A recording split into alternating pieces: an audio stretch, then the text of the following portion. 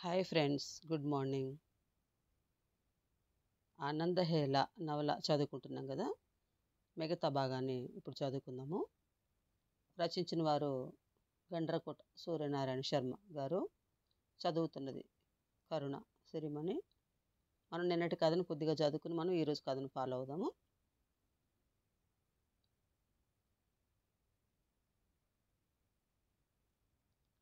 ఎంపీసీలో చేరాడు. దాంతోపాటు ఆ సిటీలో పేరు పొందిన ఒక పెద్ద హోటల్లో నైట్ డ్యూటీ చేసే ఉద్యోగం సంపాదించాడు.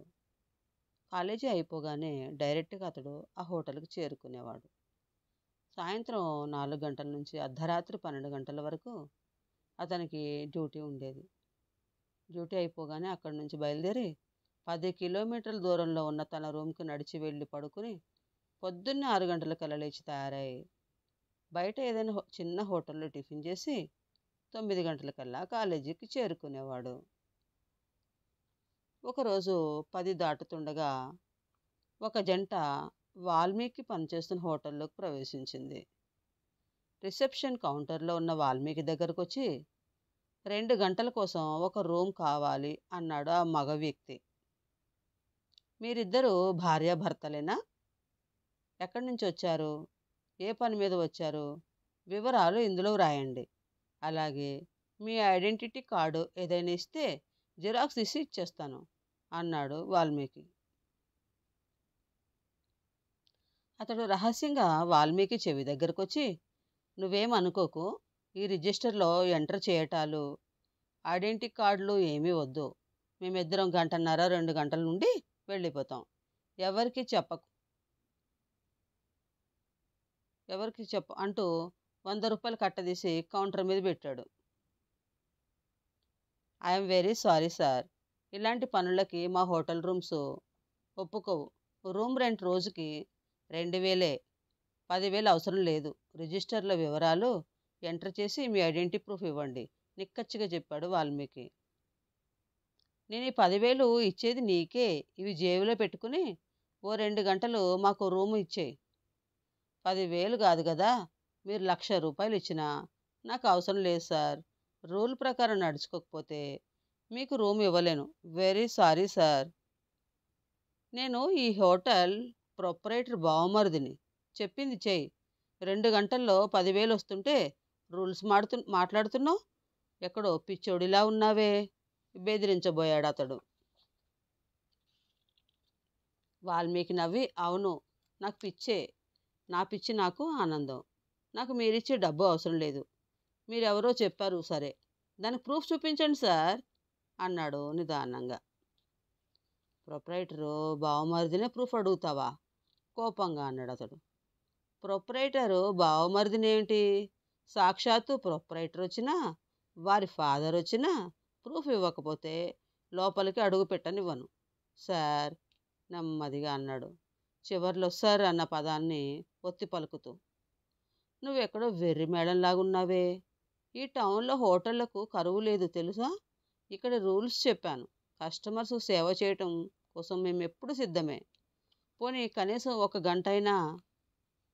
షూర్ సార్, గంట ఏమిటి, ఒక రోజంతా ఇస్తా అంటూ ఆగాడు.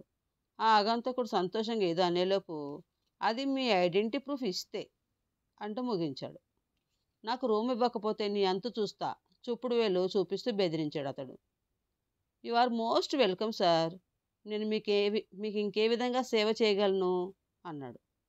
"హ్" అని హుంకరిస్తూ, ఇక్కడ వేస్ట్, పదవే పోదాం అంటూ తనతో వచ్చిన ఆవిడని తీసుకుని అక్కడి నుంచి వెళ్ళిపోయాడు అతడు.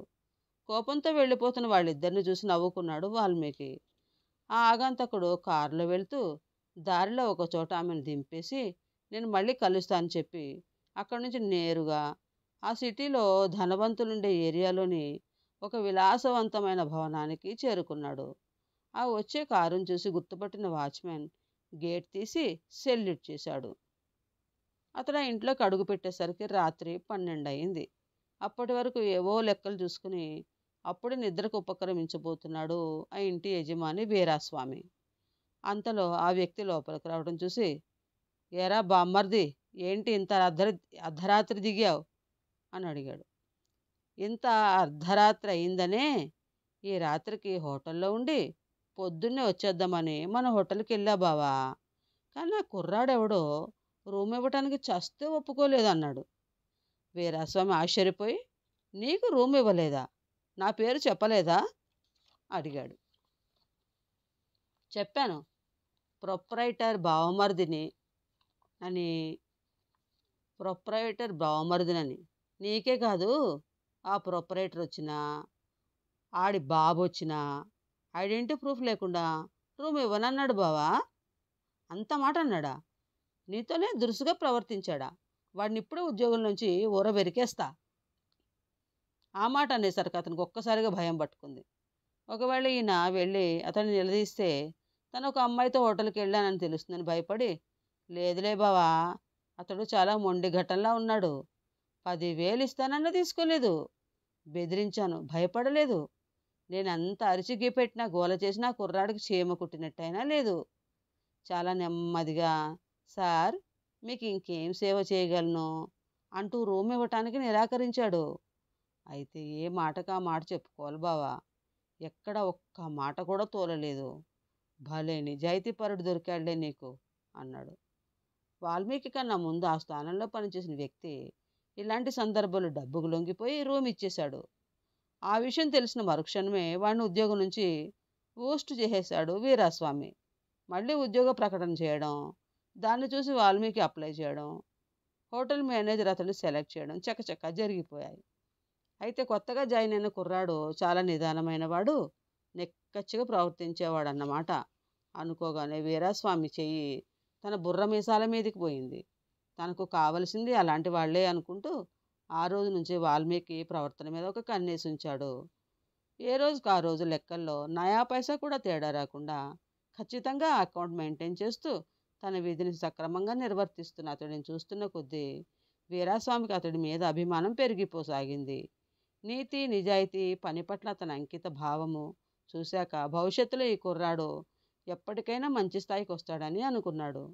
ఒకరోజు వీరాస్వామి మేనేజర్ని తన క్యాబిన్లోకి పిలిపించాడు. ఈ మధ్య కొత్తగా నువ్వు రిక్రూట్ చేసుకున్నావే, ఆ కుర్రాడు డ్యూటీలో చాలా సిన్సియర్గా పనిచేస్తున్నాడని తెలిసింది. Very good, I appreciate you అన్నాడు. దానికి అతడు చాలా సంతోషపడిపోయి, thank you very much sir, ఆ కుర్రాడి పేరు వాల్మీకి సార్ అన్నాడు. ఓహో అలాగా, నువ్వు ఓ పని చెయ్యి, అలా నమ్మకంగా పనిచేసే వాళ్ళను మనం వదులుకోకూడదు. కాబట్టి అతనికి మన హోటల్ స్టాఫ్ క్వార్టర్స్లో ఒక పోర్షన్ అలాట్ చేస్తున్నాను. మిగతా ఫార్మాలిటీస్ పూర్తి చేసి అతను ఆ క్వార్టర్స్లోకి చేరే ఏర్పాట్లు నువ్వే చూసుకో.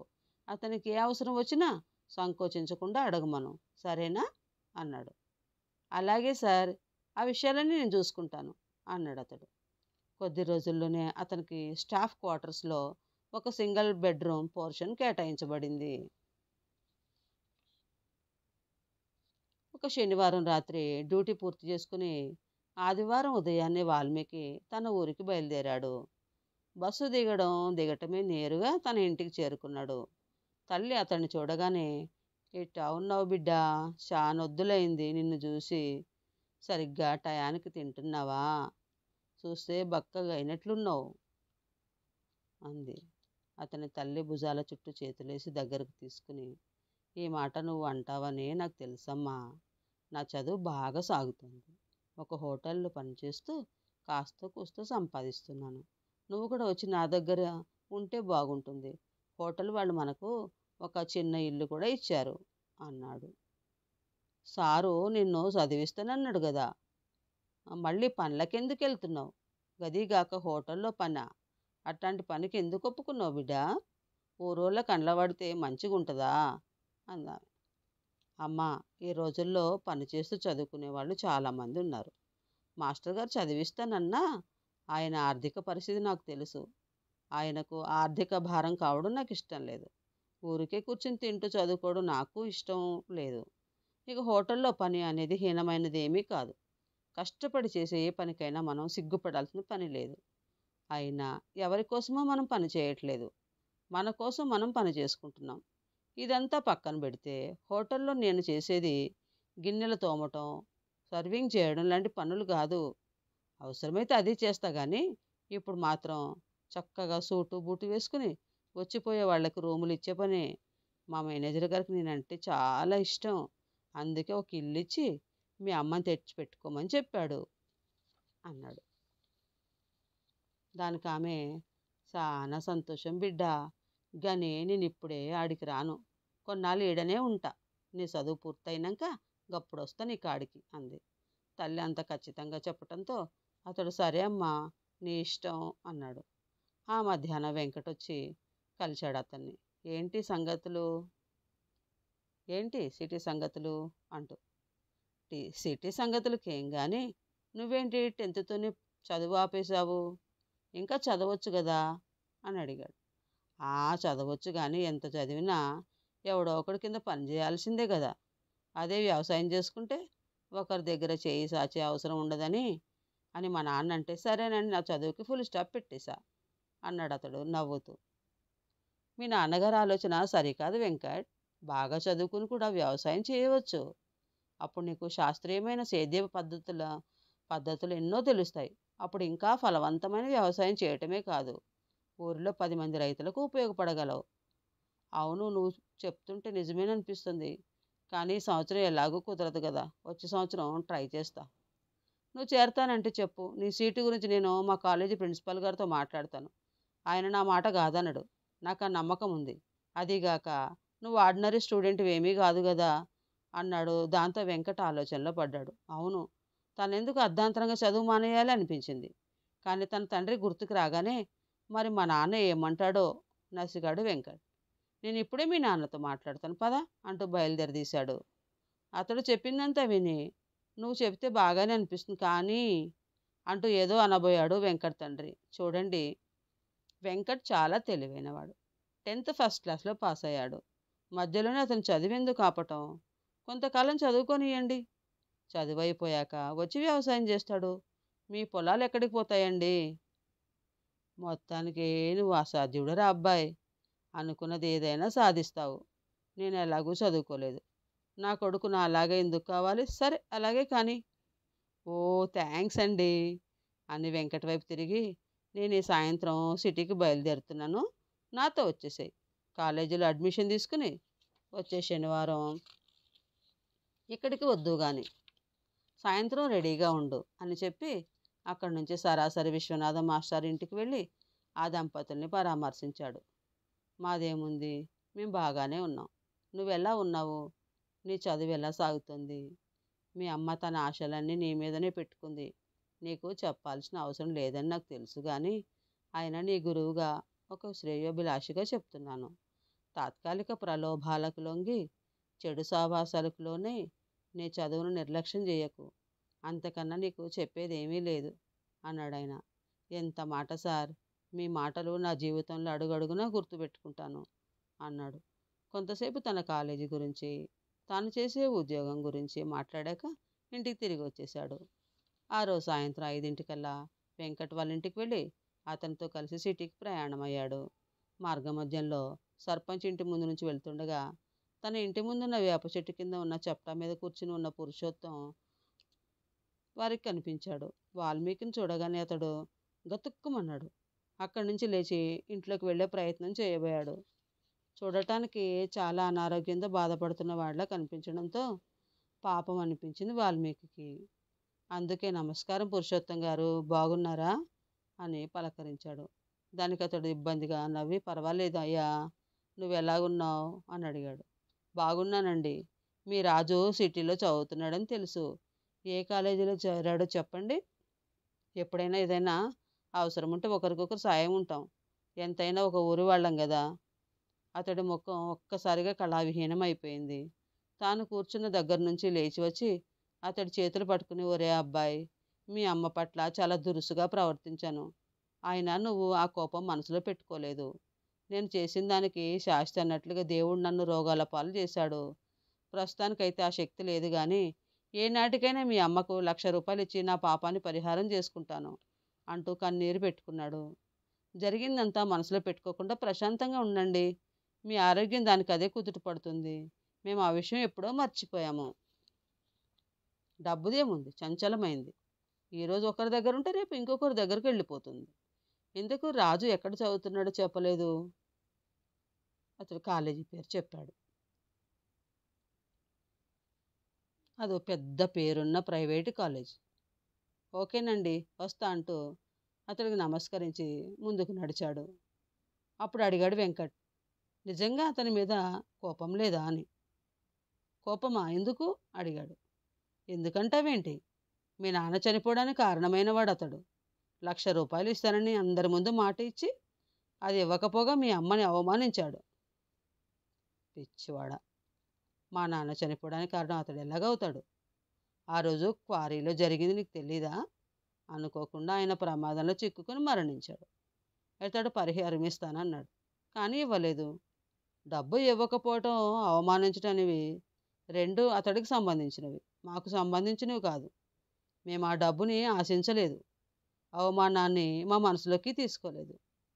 ఇప్పుడు ఆ రెండు అతన్నే బాధిస్తున్నాయి కానీ మమ్మల్ని కాదు.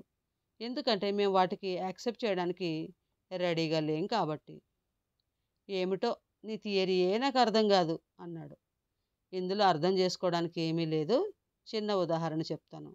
నువ్వు పిడికిలు బిగించి ఒక గోడను గుద్దావనుకో, ఏమవుతుంది? నా చేయి పచ్చడైపోతుంది, అవునా? మరి అదే పిడికిలతో ఒక మెత్తటి మట్టి ముద్దను గుద్దావనుకో, అప్పుడేమవుతుంది? ఆ ముద్దే పచ్చడవుతుంది, అవును కదా?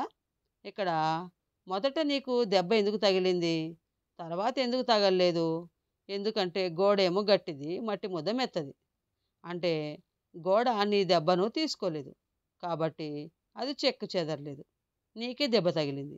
మట్టి ముద్ద నువ్విచ్చిన దెబ్బను యాక్సెప్ట్ చేసింది, అది చెల్లా చెదరైందే కానీ నీకేమీ కాలేదు.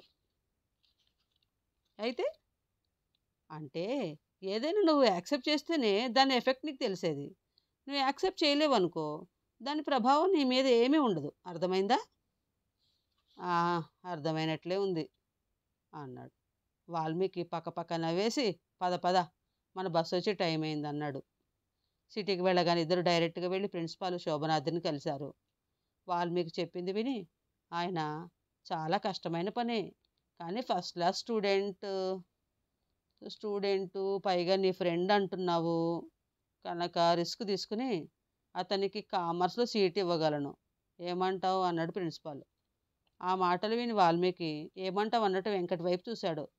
వెంకట్ ముఖం అప్పటికే వెలిగిపోతోంది. తను ఒప్పుకుంటున్నట్లు తలోపటంతో ప్రిన్సిపాల్ అటెండర్ని పిలిచి వెంకట్ని ఇంటర్ ఫస్ట్ ఇయర్ కామర్స్ క్లాస్లో కూర్చోబెట్టి రమ్మని పంపాడు. వాల్మీకి ఆయనకు థ్యాంక్స్ చెప్పి వారితో కలిసి కామర్స్ క్లాస్ దాకా వెళ్ళి వెంకట్ని క్లాస్లోకి పంపి తను తన క్లాస్ వైపు కదిలాడు.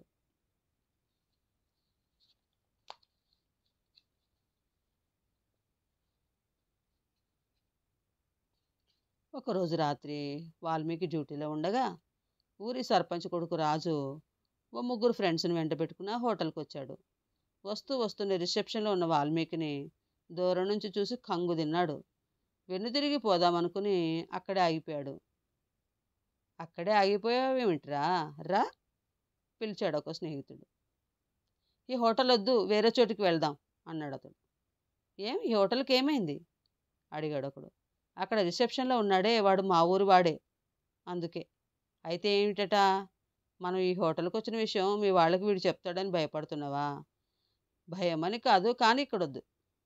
వీడెవడురా బాబు, హోటల్ వర్కర్ని చూసి భయపడుతున్నాడు అన్నాడు ఇంకొకడు.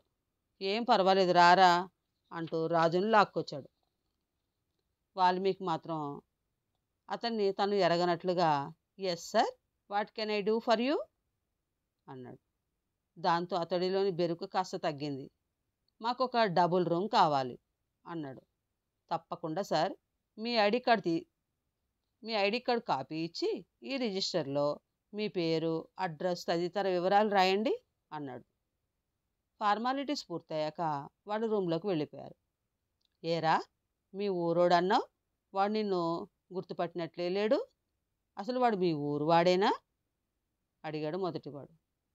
లేదురా, వాడే, చిన్నప్పటి నుంచి కలిసి చదువుకున్నాం, ఆ మాత్రం గుర్తుపట్టలేనా? వాడితో నీకేమైనా గొడవలు ఉన్నాయా చెప్పు, వాడి తాట ఒలి చేస్తాం అన్నాడు వాళ్ళలో బాడీ బిల్డర్లా ఉన్నవాడొకడు. లేదు లేదు, ఎప్పుడు వాడి గొడవ వాడిదే తప్ప వాడికి ఎవడితోనూ గొడవ ఉండదు. అంటే అర్థం కాలేదు, సరిగ్గా చెప్పు. వాల్మీకి గురించి మొత్తం చెప్పాడు.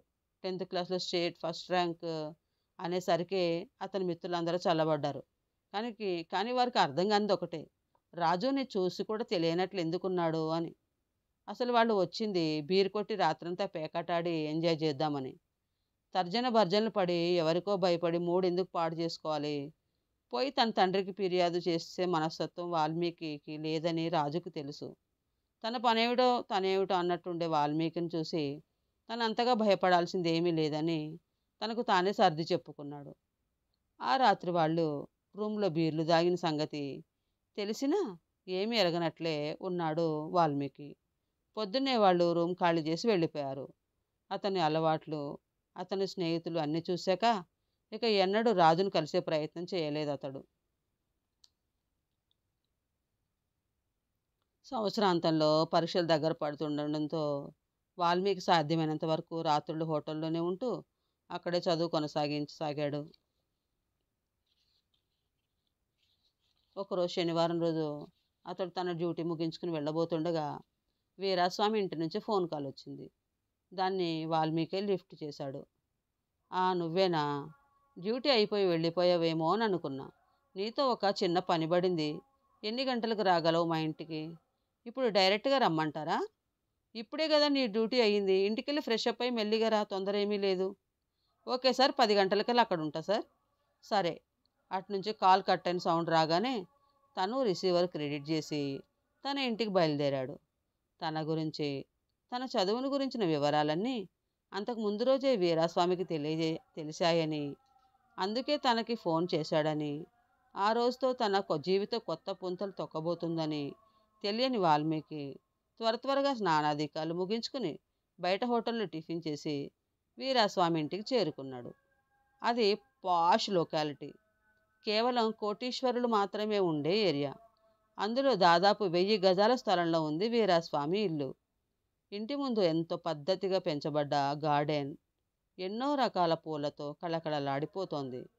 గేటు దగ్గర వాచ్మెన్కి ఆల్రెడీ చెప్పినట్లున్నాడు. అతన్ని చూడగానే అతడు లోపలికి దారి చూపించాడు.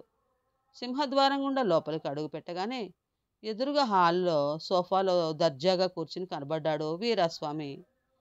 ఇతను చూడటంతోనే రావోయ్ రారా అంటూ ఆహ్వానించి కూర్చోమనే తన ఎదుట సోఫా చూపించాడు. కానీ వాల్మీకి కూర్చోలేదు. పర్వాలేదు కూర్చో, ఇప్పుడు నేను నీకు బాసుని కాదు.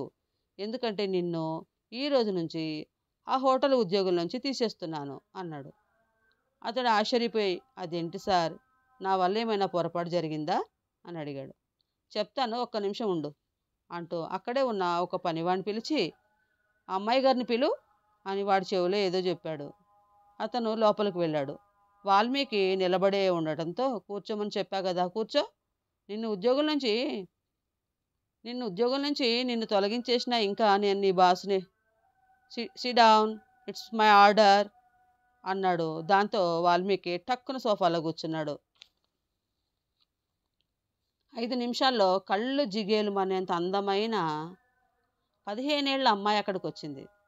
వస్తూనే వాల్మీకి నమస్కారం చేసింది. అతడు కూడా ప్రతి నమస్కారం చేశాడు. అప్పుడు వీరాస్వామి అతనితో, ఇది నా ఏకైక కుమార్తె, పేరు వీణ. 10వ తరగతి చదువుతోంది. తల్లి లేని పిల్ల. దీనికి పరీక్షలు దగ్గర పడే కొద్దీ బీపీ పెరిగిపోయి అడ్డం పడిపోతూ ఉంటుంది. నీ గురించి ఎట్లా తెలిసిందో తెలియదు కానీ నీతో అన్ని సబ్జెక్టులు చెప్పించుకోవాలని మంకు పట్టి కూర్చుంది. నువ్వే దీనికి ట్యూషన్ చెప్పాలి. ప్రతిరోజు నీ కాలేజీ అయిపోగానే డైరెక్ట్గా ఇక్కడికి వచ్చేసి ట్యూషన్ చెప్పు అంటూ, ఏమ్మా అంతేగా, నువ్వు చెప్పినట్లుగా కరెక్ట్గా అడిగానా అన్నాడు. ఆ అమ్మాయి కరెక్టే అంటూ తలూపింది. అయితే వాల్మీకి కొద్దిగా తటపటాయించి, సార్ హోటల్ డ్యూటీ అంటూ ఆగాడు. మరి ఇందాకటి నుంచి చెప్పేది ఏమిటో, నిన్ను ఆ ఉద్యోగం నుంచి తీసేసి మా అమ్మాయికి ట్యూషన్ మాస్టర్గా కొత్త ఉద్యోగం ఇచ్చా. రోజుకి 2 గంటలు మా అమ్మాయికి ట్యూషన్ చెప్పు. ఆ తర్వాత మిగిలిన సమయం అంతా నీ చదువు కోసం కేటాయించుకో. ఇక నుంచి నీ డ్యూటీ ఇక్కడే. నీ శాలరీ కూడా అక్కడ ఇచ్చేదానికి డబుల్. దీనికి నీకు ఓకేనా అంటూ పెద్దగా నవ్వాడు. వాల్మీకి మతిపోయినంత పని అయింది. అది కలో నిజమో అర్థం కాలేదు. హోటల్లో దాదాపు 8 గంటల డ్యూటీ. ఇక్కడ దాదాపు 2, 2:30 గంటలే. Payment double. చాలా ఆనందం అనిపించింది. అతడింకా ఆలోచనలో ఉండడం చూసి, నాన్నగారు, మాస్టారు ఇంకా ఓకే చెప్పలేదు అంది ఆ అమ్మాయి. పేరుకు తగ్గట్టే ఆ అమ్మాయి గొంతు వీణ వాయించినంత శ్రావ్యంగా అనిపించింది వాల్మీకి. అతడు చిన్నగా నవ్వి, నాకు ఓకే సార్. నా మీద నమ్మకముంచి ఇంత పెద్ద బాధ్యత నాకు అప్పగించినందుకు మీకు ధన్యవాదాలు సార్ అన్నాడు. హమ్మయ్య! ఒప్పుకున్నావా? చూడు, ఇది నా గారాల బిడ్డ. గాజు బొమ్మలా పెంచాను. బాగా చదువు చెప్పాలి అని అతనితో చెప్పి కూతురి వైపు తిరిగి, అమ్మాయి, నా మాట నేను నిలబెట్టుకున్నాను. ఇక మీ మాస్టారుతో మంచిగా పాఠాలు చెప్పించుకుని ఈ 10th పరీక్షల్లో మన ఇంటి పేరు నిలబెట్టాలి. అది నీ చేతుల్లోనే ఉంది అన్నాడు. ఆ అమ్మాయి ఆనందంగా తలూపింది. మర్నాటి నుంచే వాల్మీకి ఆమెకు ట్యూషన్ చెప్పడం మొదలుపెట్టాడు. మెయిన్ హాల్ పక్కనే గదిలో ట్యూషన్ కోసం ఒక టేబుల్, 2 కుర్చీలు ఏర్పాటు చేయబడ్డాయి.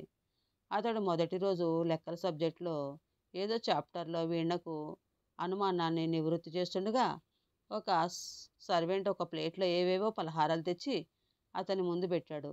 వాటిని చూసి నొసలు చిట్లిస్తూ, ఇవన్నీ వెంటనే ఇక్కడి నుంచి తీసేయ్. ఈరోజే కాదు, ఎప్పుడు నాకు ఇలా ఏవి తీసుకురావద్దు, అర్థమైందా అన్నాడు అతనితో గట్టిగా.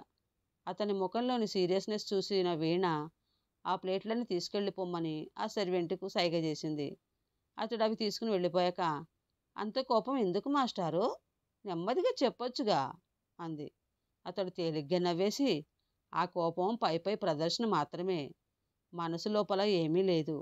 అలా చెప్తే ఇక రేపటి నుంచి అతడు ఇక్కడికి ఏమి తీసుకురావాలన్నా భయపడతాడు. అంతే అన్నాడు. మీకు కోపం లోపల నుంచి ఎప్పుడొస్తుందో చెప్తే నేను జాగ్రత్త పడతాను అంది భయం నటిస్తూ. నువ్వు సరిగ్గా చదవకపోయినా, నాకు ఇష్టం లేని పనులు చేసినా నాకు చాలా కోపం వస్తుంది.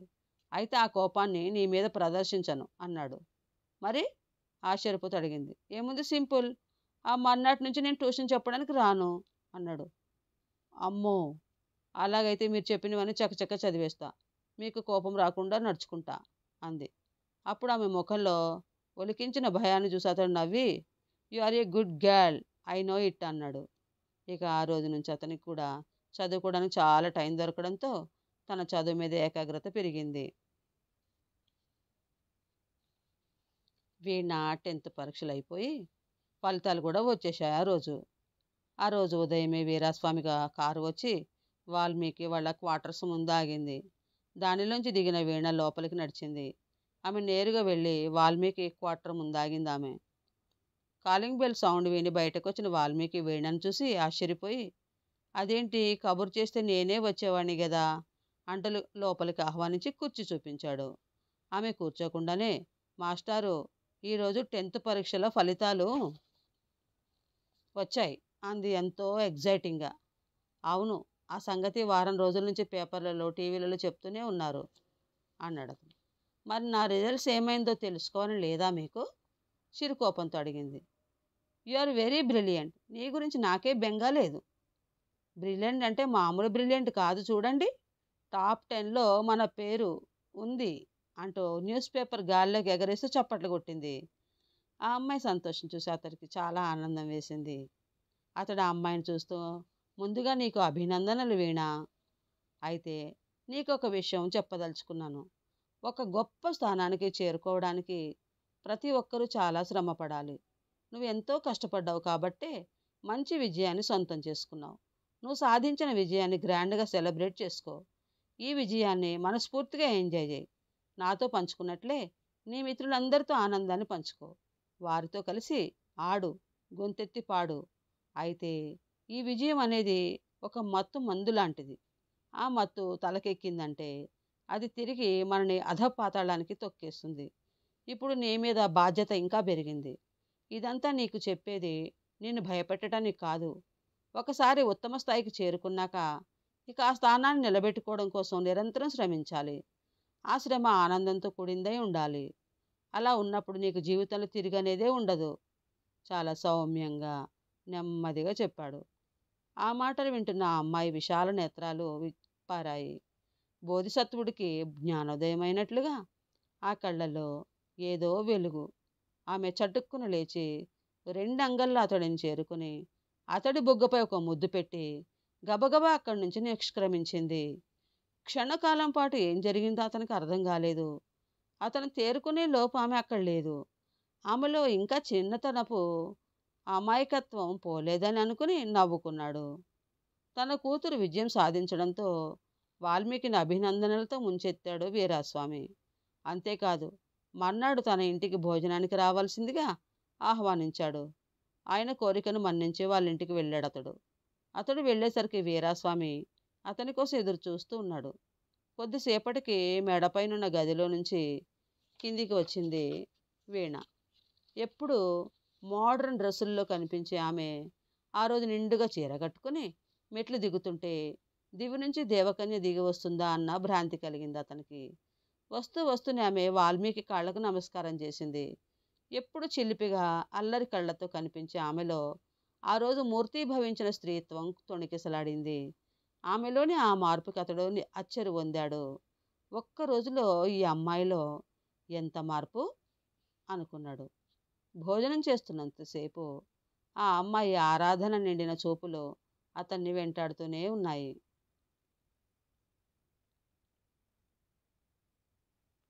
వాల్మీకి ఇంటర్ అయ్యాక ఎంసెట్ ఎగ్జామ్ రాశాడు. అతనికి ఎంసెట్లో కూడా టాప్ ర్యాంక్ వచ్చింది. గవర్నమెంట్ కాలేజీ స్టూడెంట్కి టాప్ ర్యాంక్ అనేసరికి అందరి కనుబొమ్మలు పైకి లేచినాయి. ఈ వార్త తెలియగానే ప్రైవేటు కాలేజీల వాళ్ళు వచ్చి లక్షలకు లక్షలు డబ్బు ఇస్తామని, తమ కాలేజీలోనే ఎంసెట్ ట్రైనింగ్ తీసుకున్నానని చెప్పమని, పేపర్ స్టేట్మెంట్ ఇవ్వమని గబ్బిలాల్లో అతన్ని పట్టుకు వేలాడసాగారు. కానీ అతడు వారిలో ఏ ఒక్కరి కోరికను మన్నించలేదు. పేపర్ వాళ్లతో తాను ఒక పేద విద్యార్థినని, తానెక్కడ కోచింగ్ తీసుకోలేదని, తన చదువుకు సహకరించింది నగరంలోని హోటల్ వీణ ప్రొపరేటర్ వీరాస్వామి గారేనని ప్రకటించాడు. మర్నాటి వార్తాపత్రికలన్నింటిలోనూ వచ్చిన ఈ వార్త చూసి వీరాస్వామి పులకించిపోయాడు. ఇంజనీరింగ్లో ఎలక్ట్రానిక్ సబ్జెక్ట్ కానీ, కంప్యూటర్ సబ్జెక్టు కానీ తీసుకోమని, వాటికి ఇక్కడే కాక విదేశాల్లో కూడా చాలా డిమాండ్ ఉందని, చదువు పూర్తి కాక మునిపే లక్షలకు లక్షలు జీతం ఇచ్చి సాఫ్ట్వేర్ ఫీల్డ్ వాళ్ళు నిన్ను ఎగరేసుకుని పోతారని చాలామంది అతనికి సలహా ఇచ్చారు. కానీ అతడు సివిల్ ఇంజనీరింగ్లో సెలెక్ట్ చేసుకునేసరికి వారందరూ విస్తుపోయి వారి నోట మాట పడిపోయినట్లయింది. నగరంలోని అత్యుత్తమ కళాశాలలో అతడు ఇంజనీరింగ్ ప్రస్థానం మొదలైంది. ఒక పక్కన వీణ కూడా ఇంటర్మీడియట్లో ఎంపీసీ తీసుకోవడంతో ఆమెకు ట్యూషన్ కంటిన్యూ చేస్తూనే తన చదువు కొనసాగించసాగాడు. అసలు తనతో ట్యూషన్ చెప్పించుకోవడం కోసమే ఆమె తనకిష్టమైన బైపీసీ సబ్జెక్టు కాదని ఎంపీసీ తీసుకుందని అతనికి తెలియదు. వీరాస్వామి ఇంట్లో వచ్చే ట్యూషన్ డబ్బుల్లో తన ఖర్చులకు పోగా మిగిలినది తన తల్లికి పంపించేవాడు వాల్మీకి. ఆమె కూడా పొదుపుగా ఖర్చు చేస్తూ మిగిలిన డబ్బుని జాగ్రత్తగా పొదుపు చేయసాగింది.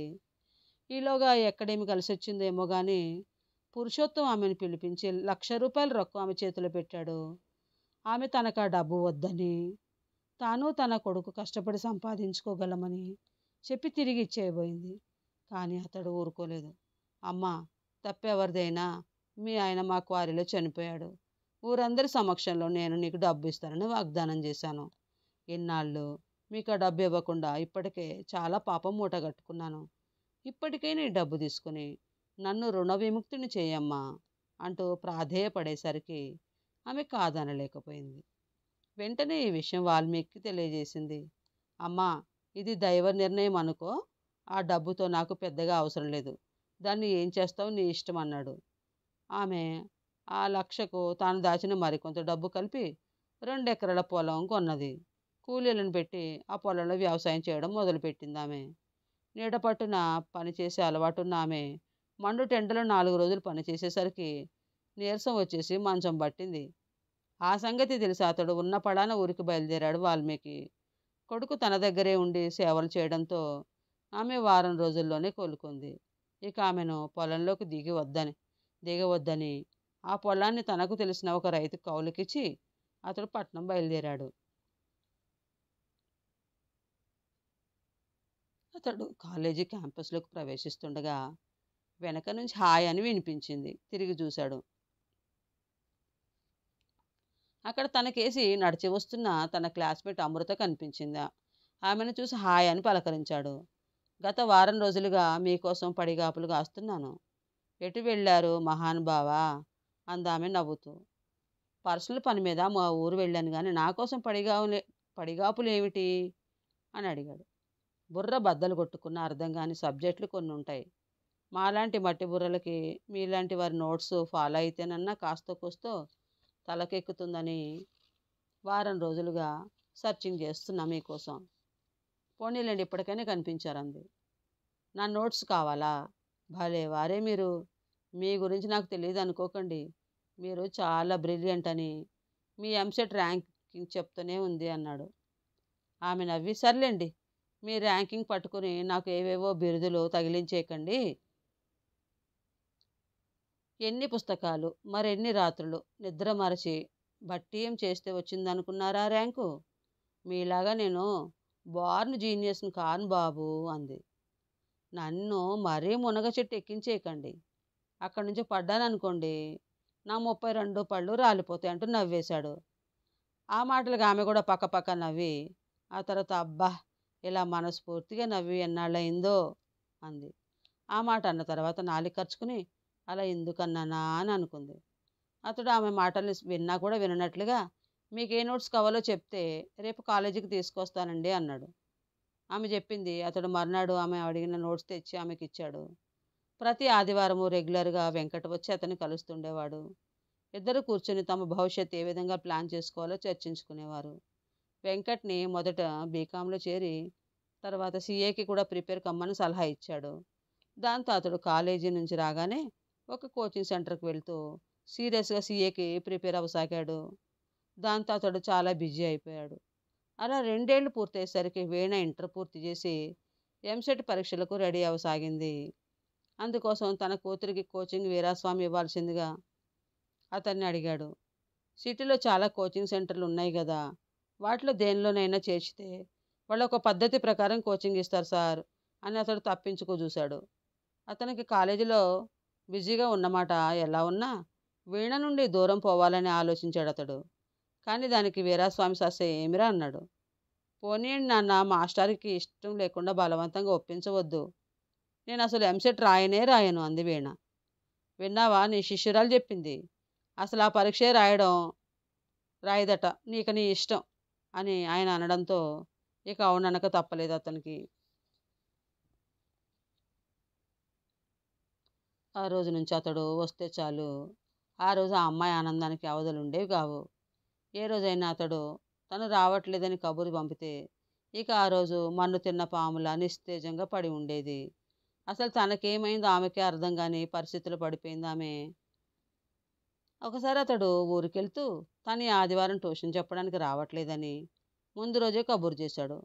తర్వాత ఊరి నుంచి వచ్చి సోమవారం వాళ్ళ ఇంటికి వెళ్ళినప్పుడు ఆమె దిగులుగా, నిన్న మీరు రాకపోయేసరికి నాకు ఏ పని చేయబుద్ధి కాలేదు తెలుసా అని అనడంతో అతడు ఆ మాటను తేలిగ్గా తీసుకుని, అదేమిటి, మొన్న చెప్పిన లెసన్స్ మొత్తం చదవలేదా అని అడిగాడు అతను. ఆమె లేదంటూ సమాధానం చెప్పడంతో, నిన్న హాలిడేనే కదా, రోజంతా అట్లా ఖాళీగా కూర్చోకపోతే చక్కగా అన్ని చదివేయచ్చు కదా అన్నాడు. ఆమె చిరాగ్గా, చెప్పా కదా ఏమీ చదవబుద్ధి కాలేదని. ఆమె అంతరంగం అతనికి కొద్దిగా అర్థమవడంతో, ఓహో, నిన్న నీకు చదవబుద్ధి కాకపోతే ఈరోజు నాకు ట్యూషన్ చెప్పబుద్ధి కావడం లేదు అని చెప్పి అక్కడి నుంచి సరాసరి లేచి వెళ్ళిపోయాడు.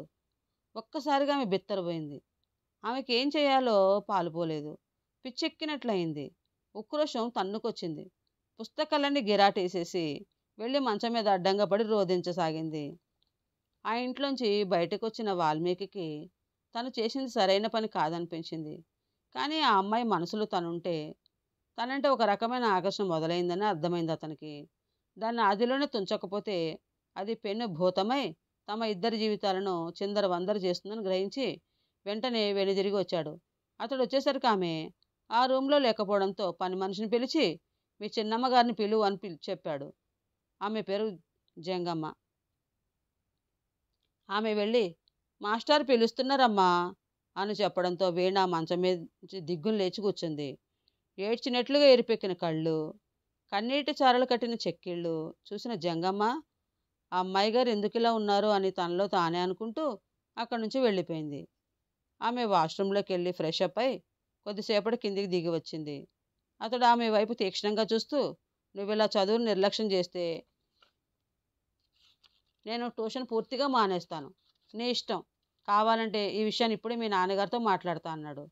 దానికి ఆమె I am very sorry sir. ఇక ముందు ఇలా చెయ్యను. మీరు ఎలా ఉండమంటే అలా ఉంటా. చదువులో కూడా అప్డేట్గా ఉంటా అంది. నువ్వు మీ ఇంట్లో ఎలా ఉంటావో, మీ కాలేజీలో ఎలా ఉంటావో నాకు అనవసరం. నా వరకు నాకు ఏ రోజు చెప్పిన లెసన్ ఆ రోజే చదవాలి. అట్లా నువ్వు లేని రోజున నీకు ట్యూషన్ ఉండదు అని సీరియస్గా చెప్పాడు. అలాగేలేండి. ఇప్పుడు ఈ సీరియస్నెస్ అంతా పై పై ప్రదర్శనే కదా, మనసు లోపల ఏమీ లేదుగా అంది అతడి కళ్ళలోకి చూస్తూ. అతడు ఒక్కసారి పక్కున నవ్వి, చిలిపి పిల్ల, నా పాఠం నాకే అప్పచెప్తున్నావా? నువ్వు నా స్టూడెంట్వి. నీ మీద నాకెందుకు కోపం అన్నాడు. ఒకవేళ నేను మీ స్టూడెంట్ని కాకపోతే అప్పుడు ఇక నాకు మీ ఇంటికి వచ్చే అవసరమే ఉండదు. అప్పుడు నువ్వెవరో నేనెవరో, నీదోవ నీది నాదోవ నాది అంతే. అంతేనా? ఇంకేమీ ఉండదా? ముమ్మాటికి ఏమీ ఉండదుగాక ఉండదు. మీ నాన్నగారు నన్ను పిలిపించిందే అందుకోసం. లేకపోతే నేను ఇక్కడికి వచ్చేవాడినే కాదు. కాదా? అవును అంతే కదా అందామె. ఆమె గొంతులో ఏదో తెలియని నిరాశ ధ్వనించింది. కాబట్టి మంచి పిల్లల చక్కగా చదువుకుని మీ నాన్నకి మంచి పేరు తేవాలి. నీ గురువుగా నా గౌరవాన్ని నువ్వే నిలబెట్టాలి అన్నాడు నర్మగర్భంగా తమ మధ్య ఉన్న అంతరాన్ని వ్యక్తపరుస్తూ.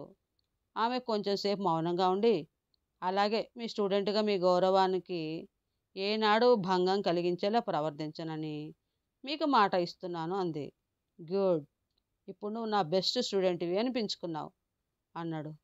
అమ్మయ్య, ఒక ప్రాబ్లం తీరిపోయింది అని మనసులో అనుకుంటూ ఆ తర్వాత ఆమె ఇంజనీరింగ్లో చేరింది. అయితే ఆమెది ఐటీ బ్రాంచ్ కావడంతో అతనికి వీరాస్వామి ఇంటికి వెళ్ళే పని తప్పింది. అయితే ఇక అతడు తనకు ట్యూషన్ చెప్పడానికి ఎట్టి పరిస్థితుల్లోనూ రాడని గ్రహించిన వీణ కావాలని పట్టుబట్టి తండ్రితో డొనేషన్ కట్టించి మరీ అతడు చదువుతున్న కాలేజీలోనే చేరింది. కాలేజీలో చదువు కన్నా వీణ అటెన్షన్ అంతా వాల్మీకి మీదనే ఉండేది. అతడు లైబ్రరీకి వెళ్తే లైబ్రరీకి, క్యాంటీన్కి వెళ్తే క్యాంటీన్కి వెళ్ళి అతను కలిసేది. ఏవో ఊసిపోని కబుర్లు చెప్పేది. చాలా రోజుల వరకు అలా సాగింది. దాంతో అసలు ఈమె క్లాసులకు వెళ్తుందా లేక తననే వెంబడిస్తుందా అని అతనికి అనుమానం మొదలైంది. గట్టిగా మాట్లాడితే నొచ్చుకుంటుందని అప్పటికి చదువు మీద ధ్యాస పెట్టని చెప్పి చూశాడు. అయినా ఆమె తీరు మారలేదు. ఇక లాభం లేదని ఒక రోజు, చాలా రోజుల నుంచి నీ వ్యవహారం చూస్తున్నాను. చదువు మానేసి ఎందుకు ఇలా మాటి మాటికి నన్ను విసిగిస్తున్నావు? నాకు ఇలా ఇష్టం ఉండదు. నా స్టూడెంటు కాబట్టి పోన్లే అని చూస్తున్నాను. మీ నాన్నగారికి ఈ సంగతి చెప్పాల్సి వస్తుంది చాలా గట్టిగా వార్నింగ్ ఇచ్చాడు. దానికి ఆమె, నేను ఇప్పుడు మీ స్టూడెంట్ని కాను, మీరు నా మాస్టరు కాదు అన్నది. ఇక పదే పదే వాదిస్తూ కూర్చుంటే కాలేజీ అంతా రచ్చ అవుతుందని భావించిన అతడు అక్కడి నుంచి వెళ్ళిపోయాడు. ఆమె మాత్రం తన ధోరణి వీడక అతన్ని కలవడానికి ప్రయత్నిస్తూనే ఉంది. ఇది గమనించిన అమృత, ఎంత మీ స్టూడెంట్ అయినా పాపం ఆ అమ్మాయిని మీరు అలా కసురుకోవడం ఏమీ బాగాలేదండి అంది. లేదండి, ఆమె వ్యవహారం రోజు రోజుకి శృతి మించుతుంది. ఎప్పుడు తనతో కబుర్లు చెప్తూ కూర్చోమంటుంది. ఎలా కుదురుతుంది చెప్పండి అన్నాడు అతను. మరి 3 ఏళ్ల నుంచి ప్రతిరోజు ఆమె మీ మాటలు వినడానికి అలవాటు పడిందాయే. నెమ్మదిగా చెప్పి చూడండి. అది అయ్యింది, కానీ ఏమీ లాభం లేదు. ఈ సంగతి వాళ్ళ నాన్నగారికి చెప్పాల్సిందే. వీణ చాలా మంచి అమ్మాయి. అయితే నాకు తెలిసి ఆ అమ్మాయి మిమ్మల్ని ప్రేమిస్తుందని నా అనుమానం అన్నదామె. అవునండి, నేను అదే అనుకుంటున్నాను. తను లోకం పోకడ తెలియని చిన్న పిల్ల. ప్రేమకి ఆకర్షణకి తేడా తెలియని వయసు. అయితే నేను ఈ విషయాన్ని చాలా జాగ్రత్తగా డీల్ చేయాలి. ఆ అమాయకత్వం నుంచి ఆమెను బయటపడేయాలి అన్నాడు. ఆ మాటలు అనేసి అక్కడి నుంచి వెళ్ళిపోతున్న అతను చూసి ఇతను నిజంగా జెంటిల్ మ్యాన్ అనుకుంది. అయితే ఆమెకు తెలియకుండానే ఆమె మనసు మాటి మాటికి అతని గురించి ఆలోచించసాగింది. ఉన్నట్లుండి తన ఆలోచనల నుంచి బయటపడి, ఇదేమిటి నేను ఇతని గురించి ఎంతగా ఆలోచిస్తున్నాను? ఇతడు కనబడితే తన మనసు ఎందుకంత ఆనందభరితమవుతుంది? ఇతను చూడాలని ఎందుకు మనసు పదే పదే ఉబలాట పడుతోంది? ఇతన్ని నేను ప్రేమిస్తున్నానా? ఇదే నా ప్రేమంటే? ఇది ప్రేమేనా లేక అతడన్నట్లు ఆకర్షణ అన్న మీమాంసలో పడిపోయింది. ఎప్పటికప్పుడు తనను తప్పించుకు తిరుగుతున్న వాల్మీకి తరచుగా అమృతతో మాట్లాడుతుండటం చూసిన వీణ మనసు బాధతో రగిలిపోయింది. అయినా దాన్ని కప్పిపుచ్చుకుని అతనితో మాట్లాడబోగా అతను, నువ్వు నన్ను ఇలా కలవడం ఏమీ బాగాలేదు. ఏదో నా స్టూడెంటు కదా అని ఎన్నాళ్ళు ఊరుకున్నాను. వెళ్ళు, నీ చదువు సంగతి చూసుకో అన్నాడు కఠినంగా. దానికి ఆమె, నేను మీ స్టూడెంట్‌ని గాను, నేను మీ స్టూడెంట్‌ని కాను అంది. ఎందుకు మాటిమాటికి ఆ మాట అంటావు అని అతడు అనగానే, ఎందుకంటే ఆ రోజుల్లో మీరేమో నేను గురువుని, నువ్వు నా శిష్యురాలివి, ఆ గౌరవాన్ని నిలబెట్టాలి అని చెప్పేవారు. కాబట్టి నా మనసును అదుపులో ఉంచుకున్నాను. కానీ ఇప్పుడు మనం గురు శిష్యులం కాదు. కనుక ధైర్యంగా చెప్తున్నాను. మీరంటే నాకు పిచ్చి. మిమ్మల్ని చూడకుండా నేను ఒక్కరోజు కూడా ఉండలేను. మీకోసమే నాకు ఇష్టం లేని చదువును చదువుతున్నాను. మీరు అలా కోపంగా చూడకండి. మిమ్మల్ని నా సర్వస్వంగా భావిస్తున్నాను. మీరు లేకుండా నేను బ్రతకలేను అనేసి అక్కడి నుంచి వెళ్ళిపోయింది. వాల్మీకి దిగ్భ్రమ చెందాడు. ఆ అమ్మాయి ఇంత సూటిగా తనకు ప్రపోజ్ చేస్తుందని అతడు ఊహించలేదు. అమృత చెప్పింది అక్షరాల నిజమవడంతో అతడికి ఏం చేయాలో పాలుపోలేదు. ఇది ఎంత దాకా పోతుంది? దీని పర్యవసానం ఏమిటి? ఆ అమ్మాయి మీద తనకు అలాంటి భావమే లేదు. అది రమ్మంటే వచ్చేది కాదు. ఇప్పుడు తన కర్తవ్యం ఏమిటి? ఇలా కొద్దిసేపు ఆలోచించాక, ఇందులో తను చేసింది గాని, చేయగలిగింది గాని ఏమీ లేదు. అసలు ఈ సమస్య తనది కాదు.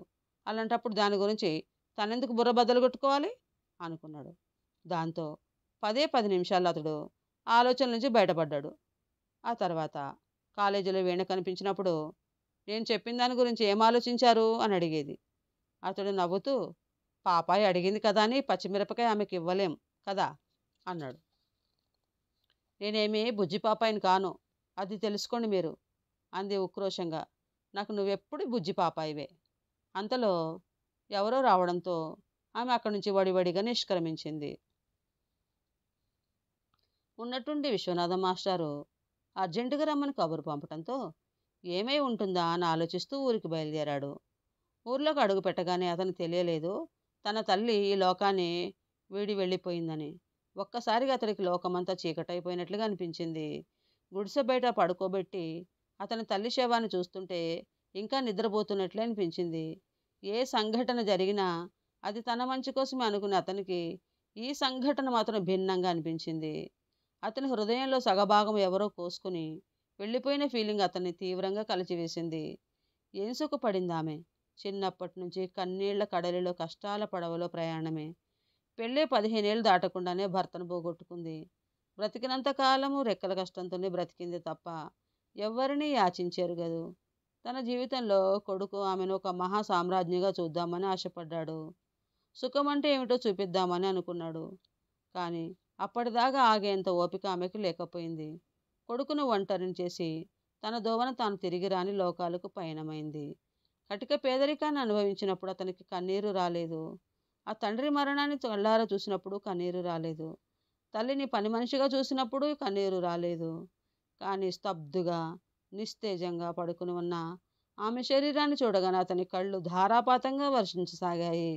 ఇన్నాళ్ళు ఉన్నాయో లేవో తెలియనంతగా ఎక్కడో అంతరాంతరాల్లో దాగిన ఈ కన్నీళ్లు ఇప్పుడు ఇలా ఎందుకు ఉబికి వస్తున్నాయో అతనికి అర్థం కాలేదు. తల్లి శవాన్ని చూస్తూ మౌనంగా రోదిస్తూ కూర్చున్న అతను చూసి ఊరంతా కదిలిపోయింది. ఎప్పుడు చిరునవ్వు తప్ప మరే భావము కనిపించని అతని ముఖంలో కమ్ముకున్న దుఃఖఛాయలు చూసి ఆ ఊరు జనం హృదయాలు ద్రవించాయి. విశ్వనాథం మాస్టర్ అతని భుజం మీద చేయి వేసి ఓదారుస్తున్నట్లుగా మృదువుగా తట్టడంతో అతడిలో అప్పటి వరకు గొడుగట్టుకున్న దుఃఖం ఒక్కసారిగా గట్టు తెగిన గోదారే అయింది. అతని తల్లి శవయాత్రలో ఊరు ఊరంతా కలిసి నడిచింది. కార్యక్రమాలన్నీ పూర్తయ్యాక పట్టణానికి బయలుదేరుతున్న అతనితో, నాయనా, మీ అమ్మ ఉందని నువ్వు ప్రతి నెల ఇక్కడికి వచ్చేవాడివి. తను లేదని నువ్వు మమ్మల్ని మర్చిపోవద్దు. మేమిద్దరం ఎప్పుడు నువ్వు వస్తావా అని ఎదురు చూస్తూనే ఉంటాం. నేను నీ తల్లి లాంటి దాన్నే. కనుక అప్పుడప్పుడు అయినా మమ్మల్ని చూడటానికి వస్తావని ఆశిస్తున్నాను అంది విశాలాక్షి. ఎంత మాటమ్మా! మీ ఇద్దరు నాకు పార్వతి పరమేశ్వర్ లాంటి వారు. మిమ్మల్ని చూడటానికి తప్పకుండా నేను ఈ ఊరు వస్తూనే ఉంటాను. ఇక్కడ అమ్మ అడుగుజాడలున్నాయి. నాన్న గుర్తుగా ఉన్న కొన్న పొలం ఉంది. తల్లిదండ్రులు లాంటి మీరున్నారు. మీకేం అవసరమన్నా కబురు చేయండి. మీ ముందొచ్చి వాళ్తాను అంటూ విశ్వనాథం దంపతులకు వాగ్దానం చేసి బయలుదేరాడు. ఆ తర్వాత ఆ గ్రామాన్ని వదిలి వెళ్తున్న అతనికి అందరూ కన్నీటితో వీడ్కోలు చెప్పారు. అతని తల్లి మరణ వార్త విన్న వీరాస్వామి చాలా బాధపడ్డాడు. వీణైతే ఒక్కసారిగా బోరుమని ఏడ్చేసింది. ఈ వార్త తెలిసిన అమృత అతన్ని వెతుక్కుంటూ అతని ఇంటికి వెళ్ళింది. అతడు కన్నీరు కార్చడం చూసి, జీవితంలో కష్టాలను ఎదుర్కొని ధైర్యంగా ఎలా ఉండాలో మిమ్మల్ని చూసి నేర్చుకున్నాను. కాబట్టి చెప్తున్నాను. మీ అమ్మగారు చనిపోయారని అనుకుంటున్నారు కానీ ఆవిడ మీ మనసులో లేరా? పైనున్న మీ నాన్నగారిని కలిసి ఆవిడ ఆనందంగా ఉందని అనుకోండి. ఆ ఊహే మీకు అంతులేని ఆనందాన్ని ఇస్తుంది. మీరు దుఃఖిస్తూ ఉంటే ఆమెకేం శాంతి ఉంటుంది చెప్పండి? మీ అమ్మ మీకు గుర్తొచ్చినప్పుడల్లా మీకు కన్నీరు రాకూడదు. ఆవిడతో గడిపిన అందమైన క్షణాలు గుర్తుకొచ్చి మీ పెదవులపైన చిరునవ్వు మొలవాలి. అప్పుడే పైలోకాలలో ఉన్న మీ అమ్మగారి ఆత్మ శాంతిస్తుంది అంది. ఆ మాటలకు అతడు ఒక్కసారిగా చలించిపోయాడు. తన తండ్రి చనిపోయిన దుఃఖంలో తన తల్లి ఉన్నప్పుడు ఆమెను ఓదారుస్తూ తను చెప్పిన మాటలే గుర్తుకొచ్చాయి అతనికి. తన పక్కనే కుర్చీలో కూర్చున్న ఆమె 2 చేతులు గబాలను అందుకుని తన హృదయానికి హత్తుకుని, థ్యాంక్ యూ, నన్ను ఒక సుడిగుండం నుంచి బయటపడేశారు అన్నాడు. అసంకల్పితంగా అతడు చేసిన ఆ పనికి ఆమె పులకాంకిత అయింది. ఫైనల్ ఇయర్కి వచ్చేసరికి వాల్మీకి కాలేజీకి వెళ్ళే పని అంతగా ఉండేది కాదు. ప్రతిరోజు ఒక ట్యుటోరియల్ కాలేజీకి వెళ్ళి కాంపిటేటివ్ కోర్సులకు వెళ్ళే వారి కోసం క్లాసులు తీసుకోవడం ప్రారంభించాడు. దాని ద్వారా సంపాదన బాగానే వచ్చేది. మధ్యాహ్నం పూట దాదాపు 5-6 గంటలు ఖాళీగా కూర్చోవడం ఇష్టం లేక అతడు ఎక్కడికైనా ఇల్లు కట్టడంలో అనుభవాన్ని సంపాదిస్తే బాగుంటుందని ఆలోచించి తన ఇంటికి దగ్గరలో ఉన్న ఒక భవన నిర్మాణ సంస్థలోకి వెళ్ళాడు. అక్కడున్న అటెండర్ ఎవరు కావాలి సార్ అని అడిగాడు. ఈ కంపెనీ యజమాని ఎవరు? మనోహర్ సారు, లోపల ఉన్నారు, వెళ్ళండి అంటూ లోపలికి దారి చూపించాడు. 2 రూములు దాటి లోపలికి వెళ్ళాక అక్కడ రూమ్లో కూర్చుని ఉన్నాడు కంపెనీ యజమాని. అతనే మనోహర్ నిర్ధారించుకుని, మే కమిన్ సార్ అడిగాడు. ఎస్ కమిన్ అని పిలిచి సీట్ చూపించాడు. అతడు కూర్చున్నాక, what can I do for you అన్నాడు అతడు వాల్మీకిని చూసి. I'm Valmiki, A civil engineering final year student. ఆ మాటలతోనే అతను ఎందుకు వచ్చాడో అర్థమైపోయింది అతనికి. ఐఎమ్ సారీ మిస్టర్ వాల్మీకి, ఇక్కడ మాకు సరిపోయేంత మంది స్టాఫ్ ఉన్నారు అన్నాడు. నో ప్రాబ్లం సార్, కాకుంటే నేను రోజు మధ్యాహ్నం నా కాలేజీ అయిపోగానే ఇక్కడికి వచ్చి మీరు చేసే పనిని చూస్తూ మీరేదైనా పని చెప్తే అది చేసి పెడుతూ మీతోనే ఉంటాను. నాకు మీరేమీ పేమెంట్ ఇవ్వనక్కర్లేదు. అది నా ఇంజనీరింగ్ పూర్తయ్యే వరకు మాత్రమే. ఆ తర్వాత నా అంతటి నేనే వెళ్ళిపోతాను. I'm very sorry mister Valmiki, ఇక్కడ మాకంత తీరిక లేదు, ఓపిక లేదు. మీ కోరికను మేము మన్నించలేకపోతున్నాం అన్నాడు. Okay, it's all right sir అని నవ్వుతూ అతనికి షేక్ హ్యాండ్ ఇచ్చి లేచాడు అతడు. ఆ తర్వాత తనకు తెలిసిన ఒక చిన్న ఇంజనీర్ని కలిసి, సార్ నేను కొన్ని రోజులు మీ దగ్గర పనిచేద్దాం అనుకుంటున్నాను. కోర్స్ నాకు జీతం ఏమీ అవసరం లేదు అన్నాడు. అతని పేరు గిరిధర్. తన దగ్గరకు వచ్చిన వాళ్లకు ఇంటి ప్లాన్ చేసి ఇస్తుంటాడు అతడు. తనకు అదనపు ఇచ్చేదేమీ లేకపోగా ఒక హ్యాండ్ ఎక్కువగా ఉంటుందనేసరికి అతడు సంతోషంగా ఒప్పుకున్నాడు. నా దగ్గర సుజాత అనే ఆవిడ పనిచేస్తుంది. ఆమె దగ్గర కూర్చుని ఆవిడ చెప్పిన పని చేస్తూ పని నేర్చుకో అని చెప్పి సుజాతను పిలిచి ఆమెకు పరిచయం చేశాడు. ఆవిడకు దాదాపు 30 ఏళ్ళు ఉంటాయి. అతడు వెళ్ళి ఆమె ఎదురుగా కూర్చునేవాడు. ఆమె ఒక డిప్లొమా హోల్డర్. ఆమెకు తనకు మించిన డిజైనర్ లేడని గర్వం. తను ఏ ప్లాన్ గీసినా అది తప్పకుండా ఓకే అవ్వక తప్పదని ఒక ధీమా. కానీ గిరిధర్ చాలాసార్లు ఆమె గీసిన ప్లాన్ని తిరిగి వెనక్కిచ్చేసి మరికొన్ని సలహాలు ఇచ్చేసి మళ్ళీ గీయమనేవాడు. ఆమె విసుక్కుని, దీనికి ఏమైంది, బ్రహ్మాండంగా ఉందిగా, వీడికి నేనెంత గొప్పగా గీసినా తిరగొట్టడం అలవాటు, బాసననే గీర, నేను గీసిన దానిలో తప్పులు ఎంచటమే వీడి పని అని గొనుక్కుంటూ తిరిగి పని మొదలుపెట్టేది. గిరిధర్ ఎందుకు ఆ ప్లాన్ని తిప్పి పంపాడో తెలుసుకోవడానికి ఆ ప్లాన్ పేపర్ను వాల్మీకి అడిగేవాడు. ఆమె అతని మాటల్ని పట్టించుకునేది కాదు. దాంతో తానే ఆ పేపర్ తీసుకుని చూసేవాడు. దానిలో ఏం తప్పుందో పరిశీలించేవాడు. ఇంజనీరింగ్లో ఆమె తాను నేర్చుకున్నదే అతనికి ఇంటి ప్లాన్ల మీద ఒక అవగాహనకి రావడం కోసం ఆమె చేసే పనిని జాగ్రత్తగా గమనించేవాడు. అతను ఏదైనా అడిగినా ప్లాన్ గీయడంలో నిమగ్నమైనట్లు సీరియస్గా ఫోజ్ పెట్టి జవాబిచ్చేది కాదు. ఆమె తత్వం తెలిసాక అతడు మౌనంగా ఆమె ఎదురుగా కూర్చుని ఆమె గీసే ప్లాన్లను గమనిస్తుండేవాడు. వారం తిరిగేసరికల్లా అతడికి ఇంటి ప్లాన్ గీయటం పైన ఒక అవగాహన వచ్చింది. మరో వారం గడిచేసరికి ఆమె ప్లాన్ గీస్తున్నప్పుడే అందులో ఉన్న లోపం తెలిసిపోయేది. కొద్దిసేపు అయ్యాక గిరిధర్ అదే లోపాన్ని సరిదిద్దమని వెనక్కి పంపేవాడు. ఒక నెల తిరిగేసరికి అతనికి ఇంటి ప్లాన్ డిజైన్ చేయడంలో మెళకువలు తెలిసాయి. ఒక్కోసారి కొత్త కొత్త ఐడియాలు కూడా వచ్చేవి. అవి అమలు పెడితే అవి అమల్లో పెడితే ఇంటి ఖర్చు తగ్గించమననే ఆలోచించేవాడు. కానీ తన సలహాలు గానీ, సూచనలు గానీ అక్కడ ఎవరికీ అవసరం లేదని తెలుసు గనక మౌనంగా ఉండిపోయేవాడు. అప్పుడప్పుడు అక్కడికి వెంకట్ వస్తుండేవాడు. సుజాత వైఖరి అతనికి సుతరాము నచ్చేది కాదు. తానే గొప్పదానిననే ఫీలింగు, ఎదుటి వాళ్ళని లెక్క చేయకపోవడం లాంటి లక్షణాలను చూశాక ఆవిడంటే అతనికి కంపరం పుట్టేది. "ఏం మనిషిరా బాబు! ఎన్నాళ్ళయింది నువ్వు అక్కడ చేరి? ఒక్కసారైనా నీతో మాట్లాడిందా?" అని అడిగాడు. వాల్మీకి నవ్వి, "నాకు అవసరం కాబట్టి నేను ఆమె దగ్గర కూర్చుంటున్నాను. కానీ ఆమెకు నాతో మాట్లాడాల్సిన అవసరం ఏముంది?" అన్నాడు. "అయితే అంటే అవసరం ఉంటేనే మాట్లాడతారా? ఎదురుగా మనిషి ఉన్నాడు. ఒక చిన్న మాట, ఒక చిరునవ్వు ఇవేమీ అవసరం లేదా? ఆడ బుద్ధ విగ్రహంలా అలా ఉలుకు పలుకు లేకుండా ఉండటం ఏంటి? గర్వం కాకపోతే." "అట్లా ఎందుకు అనుకోవాలి? ఆమెకేం సమస్యలున్నాయో? ఒక్కొక్క అనుభవం మనిషిని ఒక్కొక్క రకంగా మారుస్తుంది. ఎలాంటి మగవాళ్ళు ఆమెకు జీవితంలో ఎదురయ్యి ఆమె అలా మారడానికి కారణమయ్యారో మనకేం తెలుసు? అందరూ మనకు కన్వీనియంట్‌గా ఉండాలనుకోవడం తప్పు. బాబూ, నీకు ఈ లోకంలో ఉన్న వాళ్ళందరూ మంచివాళ్ళుగానే కనిపిస్తారు. దేవుడు నీకు స్పెషల్ కళ్ళనిచ్చాడు" అని. "అవును, ది బెస్ట్ సివిల్ ఇంజనీరింగ్ స్టూడెంట్‌వి. ఈ విద్యలన్నీ నీకు మీ కాలేజీలో నేర్పరా? ఇక్కడికొచ్చి వాళ్ళని వీళ్ళని ఇలా దేబిరించడం ఎందుకు?" అన్నాడు. వాల్మీకి నవ్వేసి, "ఎంతైనా అది బుక్కిష్ నాలెడ్జ్. ఇది ప్రాక్టికల్ నాలెడ్జ్. త్వరగా రంగంలోకి దిగాలనుకుంటే మనం ఎవరో ఒకరి దగ్గర ఇలా నేర్చుకోక తప్పదు. అది సరే గాని ఎంతవరకు వచ్చింది నీ సీఏ ప్రిపరేషన్?" అని అడిగాడు. "ఏం సివిలో ఏమిటో, ఆ అకౌంట్స్ చూస్తుంటే బుర్ర తిరిగిపోతుంది. బుద్ధిగా బీకాం పూర్తి చేసుకుని ఇంటికెళ్ళి అరక పట్టుకుంటే బాగా అనిపిస్తోంది. చివరికి అదే చేద్దువుగానిలే, ప్రయత్నమైతే చెయ్యి, పోయేదేముంది. అంతేలే, నువ్విచ్చే ఇన్స్పిరేషనే నన్ను నడిపిస్తోంది. లేకుంటే ఎప్పుడో మన ఊరెళ్ళిపోయి ఉండేవాణ్ణి. సర్లే, అదంతా తర్వాత చూసుకుందాం. మంచి సినిమా వచ్చింది, వెళ్దామా?" "సినిమానా? నేను వీరాస్వామి గారి ఇంటికి వెళ్ళాలి. నాకు కుదరదులే, నువ్వెళ్ళు." "కుదరదంటే కాదు, మనం వెళ్ళేది సెకండ్ షోకి. రేపు ఎలాగూ సెలవే కాబట్టి సరే అను." "ఆనందం ఆనందం అంటావుగా. ఆ ఆనందం ఏమిటో సినిమా చూడటంలో చూద్దువు గాని.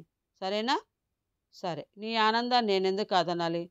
"అలాగే" అన్నాడు నవ్వుతూ. సినిమా హాల్‌లో అతనికి అమృత కనిపించింది. ఆమెతో పాటు ఎవరో ఒక ఫ్రెండ్ కూడా ఉంది. వాల్మీకి కనబడగానే అతని దగ్గరకొచ్చి, "ఓ, మీరు సినిమాలు కూడా చూస్తారా?" అంది నవ్వుతూ. "ఏం, నేను సినిమాలు చూడని వాడిలా కనిపిస్తున్నానా? లేకపోతే సినిమాలు చూడటానికి పనికిరానా?" అన్నాడు. "ఏమో, ఎప్పుడు చదువు చదువు అంటుంటారు కదా" అని. "అదేం మాట, నేను చదువు తప్ప ఇంకే పని చేయనని చెప్పలేదే. నాకు చదువు జీవితంలో ఒక భాగం, అంతేగాని చదివే జీవితం కాదు." "అమ్మో, మీతో మాట్లాడి నెగ్గడం కష్టం సుమా." మధ్యలో వెంకట కల్పించుకుని, "ఇలాంటి కష్టమైన పనులు ఇప్పుడెందుకు పెట్టుకోవడం? మూవీ మొదలవబోతోంది. లోపలికెళ్దాం పదండి" అన్నాడు. ఆమె వెంకట్ వైపు ప్రశ్నార్థకంగా చూడటంతో వాల్మీకి అతన్ని ఆమెకు పరిచయం చేశాడు. ఆమె చిరునవ్వుతో అతనికి నమస్కారం చేసింది. అంతలో ఆమె ఫ్రెండ్ ఆమెని, "తొందరగా పదవే, సినిమా మొదలవుతుంది" అంటూ లోపలికి లాక్కెళ్ళింది. హాల్లో జనం పలచగానే ఉన్నారు. వాల్మీకి వెంకట్ తమకు కేటాయించిన సీట్ల వైపు వెళ్తుండగా అమృత వారిని పిలిచి తమ పక్కన ఖాళీగా ఉన్న సీట్లలో కూర్చోమంది. వాల్మీకి వచ్చి ఆమె పక్కన ఉన్న ఒక కుర్చీ వదిలి ఆ పక్క కుర్చీలో కూర్చోబోతుండగా, "పర్వాలేదు, పక్కన కూర్చోండి సార్, ఇక్కడ మిమ్మల్ని ఎవరు కొరుక్కు తినరు" అంది. సినిమా జరుగుతున్నంతసేపు వాల్మీకి ఇబ్బందిగానే ఉంది. మొట్టమొదటిసారి అతను ఒక స్త్రీ పక్కన కూర్చుని సినిమా చూడటం, దాంతో వెంకట్ వేసే జోకులను ఎంజాయ్ చేయలేకపోయాడు. ఇంటర్వెల్లో వెంకట్ లేచి బయటకు వెళ్ళి ఏవో స్నాక్స్ తెచ్చి అందరికీ ఇచ్చాడు. అమృత వాల్మీకి వైపు చూసి, "నా జీవితంలో చూస్తున్న అతి పెద్ద హారబుల్ సినిమా ఇదే" అంది. "ఏం, పిక్చర్ బాగానే ఉందే" అన్నాడు. "సినిమా బాగానే ఉంది కానీ కట్రాయిలో బిగుసుకుపోయిన మీ ఫ్రెండ్ పక్కన కూర్చొని చూస్తుంటేనే హారబుల్గా ఉంది." అది వాల్మీకి కేసి చేయి చూపిస్తూ వాల్మీకి ఇబ్బందిగా నవ్వాడు. "వీడికి ఆడవాళ్ళ పక్కన కూర్చుని సినిమా చూడటం ఇదే మొదటిసారి. పోనీ నన్నొచ్చి మీ పక్కన కూర్చోమంటారా?" అన్నాడు వెంకట్ నవ్వుతూ. "ఆ, పక్కన మగవాడు లేకపోతే మేము సినిమా చూడలేం మరి అందామె నిష్ఠూరంగా. సారీ, అదేం లేదు. ఐఎమ్ వెరీ మచ్ కంఫర్టబుల్ అన్నాడు వాల్మీకి. ఆ తర్వాత అంతా సినిమా చూడడంలో నిమగ్నమైపోయారు. అయితే వాల్మీకి తెలియదు, అదే సినిమాలో హాల్లో తమకు 7-8 వరుసల వెనుక తన స్నేహితులతో కలిసి సినిమాకు వచ్చిన వీణ ఉందని, ఆమె తనను అమృతను ఎరుపెక్కిన కళ్ళతో తీక్షణంగా గమనిస్తోందని. గిరిధర్ దగ్గర కొన్నాళ్ళున్న తర్వాత ఇక సుజాత ఎదురుగా కూర్చుని తను నేర్చుకునేది ఏమీ లేదని గ్రహించిన వాల్మీకి నగరంలో బిల్డింగ్ మెటీరియల్ సప్లై చేసే పాషా అనే వ్యక్తిని కలిసి తన గురించి చెప్పి, నీతో కొన్నాళ్ళు మార్కెట్కి వస్తాను అని చెప్పాడు. దానికి అతడు సరేనన్నాడు. అప్పటి నుంచి ఏ ఏ బిల్డింగ్ మెటీరియల్ ఎక్కడ దొరుకుతుంది, ఎంత రేటుకి దొరుకుతుంది, ఆ మెటీరియల్కి డీలర్లు ఎవరు, అసలు ఆ మెటీరియల్ ఆ డీలర్లకు ఎక్కడి నుంచి ఎవరు సప్లై చేస్తారు వగైరా వివరాలన్నీ ఒక్కొక్కటిగా తెలుసుకోవడం మొదలుపెట్టాడు. దాంతోపాటుగా సెంటరింగ్ మెటీరియల్ ఎవరెవరి దగ్గర దొరుకుతుంది, దానికి ఎంత ఖర్చు అవుతుంది అనే వివరాలన్నీ పరిశీలించసాగాడు. మనం జాగ్రత్తగా లేకపోతే ఫాల్తూ మెటీరియల్ మనకి అంటగడతారు భాయ్. పైకి చూడటానికి బాగానే ఉండి అదే అసలైన మేలు సరుకేమో అనిపించేట్లుగా కల్తీ సరుకు అమ్మేవాళ్ళు కోకొల్లలు. మనం చూసి తీసుకోవాలి. మేలు రకం సరుకు అమ్మేవాళ్ళు చాలా కొద్ది మంది ఉన్నారు. వాళ్ళని నీకు పరిచయం చేస్తా అంటూ మార్కెట్ వివరాలన్నీ కూలంకషంగా వివరించాడు పాషా. అయితే అతడు డీలర్ల దగ్గర కమిషన్ తీసుకోవడం చూసి, ఈ డబ్బు ఎందుకు ఇస్తున్నారు వాళ్ళు నీకు, నిజానికి మనమే వాళ్ళకి డబ్బు ఇవ్వాలి కదా అని అడిగాడు వాల్మీకి. పాషా నవ్వి, ఇది అసలైన బిజినెస్ బాయ్. వాడి దగ్గర మాల్ కొనడం నాకు లాభం, నేను రెగ్యులర్గా వాడి దగ్గర కొనడం వాడికి లాభం. నేను ఇంకొకటి దగ్గరకు పోకుండా ఉండటానికి వాడిచ్చే ఫీజు ఇది. బిజినెస్ అంటే ఇరువైపుల వారు లాభపడటమే అన్నాడు. ఇది లంచం కాదా? పాషా నోట్లో ఉన్న జర్దా బయటకు చిమ్మేంతగా పెళ్ళున నవ్వి, పేరు ఏదైతేనేం ఎంతో కొంత లాభం లేకుండా ఈ దునియాలో ఎవరు పనిచేయడు. నా బాస్ తక్కువ శాలరీ ఇచ్చి నాతో ఎక్కువ పని చేయించుకుంటాడు, అది ఆయనకి లాభం. ఆయన లాభం ఆయన లాభం ఆయన చూసుకున్నప్పుడు నా లాభం నేను చూసుకోవడం తప్పేముంది. ఇంకా నేను నయం, వాడి దగ్గర డబ్బులు తీసుకున్నా, మంచి క్వాలిటీ ఉన్న మాల్నే సప్లై చేస్తా. ఇంకా కన్స్ట్రక్షన్ ఇంజనీర్ చేసే మోసాలు నేను చూడలేదు. అది చూసావంటే నువ్వు కళ్ళు తిరిగి పడిపోవడం ఖాయం. నీకొక నీతి సూత్రం చెప్తాను, నోట్ చేసుకో. కళ్ళ ముందు జరిగేదాన్ని చూసి చూడనట్లుగా వెళ్ళి సుఖపడిపోతావు. ప్రశ్నించడం మొదలుపెట్టావనుకో ఫీల్డ్లో లేకుండా పోతావు అన్నాడు.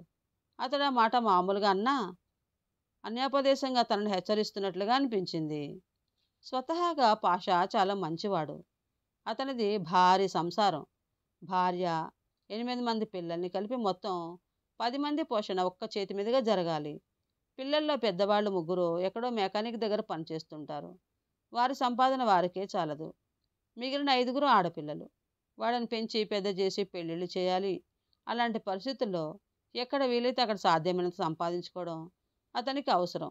ఇంకా నయం, మెటీరియల్ విషయంలో నిజాయితీగానే ఉంటాడు. దాదాపు 3 నెలలు పాషాతో కలిసి తిరిగిన వాల్మీకి మార్కెట్ మొత్తాన్ని బాగా స్టడీ చేశాడు. రాష్ట్రంలోనే కాక దేశం మొత్తం మీద విస్తరించి ఉన్న ఈ మార్కెట్లోని ఆటుపోట్లు, అవకతవకలు అన్నీ ఆకళింపు చేసుకున్నాడు. ఇక మిగిలింది భవన నిర్మాణం.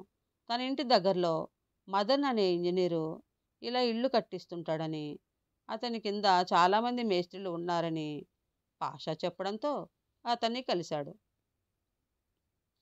ఒక ఫ్రెండ్స్, ఇక్కడ ఒక చిన్న విరామం తీసుకుందాం. మిగతా కథని ఇప్పుడు చదివి వినిపిస్తాను. కథ నచ్చితే లైక్ చేయండి, షేర్ చేయండి, నా ఛానల్ సబ్స్క్రైబ్ చేసుకోండి ఫ్రెండ్స్. బాయ్. కరుణ సిరిమణి.